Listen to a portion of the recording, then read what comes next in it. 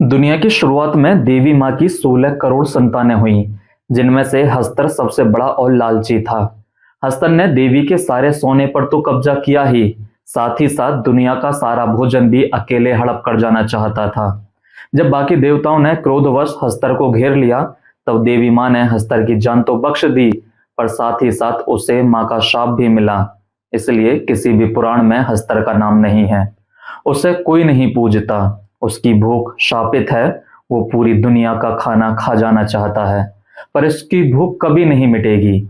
आज भी हस्तर देव पुरानी हवेली के नीचे तहखाने में खजाने की रक्षा करते हुए अनंत काल से भूखा ही भटक रहा है। ये कहानी सुनने में बचपन में दादी नानी के सुनाए गए किस्सों जैसी प्रतीत होती है, जिस पर तुम्बाड नाम फिल्म बनाकर सोहम शाह ने एक विश्वसनीय प्रतीत होने वाला भव्य सिनेमैटिक एक्सपीरियंस 2018 में फिल्मी दर्शकों को उपलब्ध कराया था।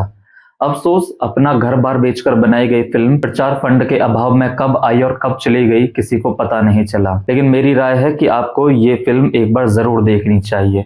फिल्म के 3 हिस्से हैं जो 30 साल की कहानी समेटे हुए हैं। पहले हिस्से में महाराष्ट्र में मौजूद शापित गांव तुम्बाड है, जिसमें 13 साल का विनायक राव अपनी माँ के साथ रहता है।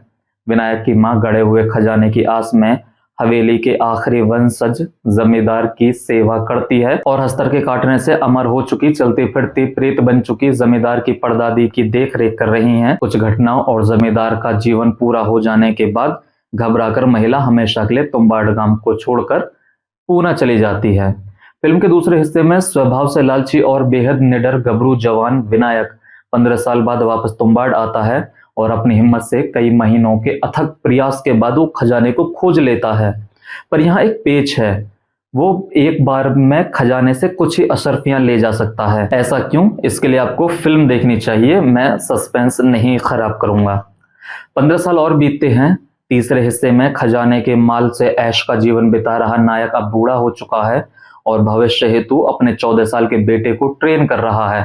उसे पता चलता है कि देश को आजादी मिल चुकी है और उस हवेली का भी अधिग्रहण होने जा रहा है। तो अपने लालची बेटे की सलाह पर वो एक ही बार में सारा खजाना हासिल करने की योजना बनाता है। योजना कामयाब होगी या लालच बाप बेटे पर भारी पड़ेगा, इसके लिए आपको फिल्म देखनी चाहिए।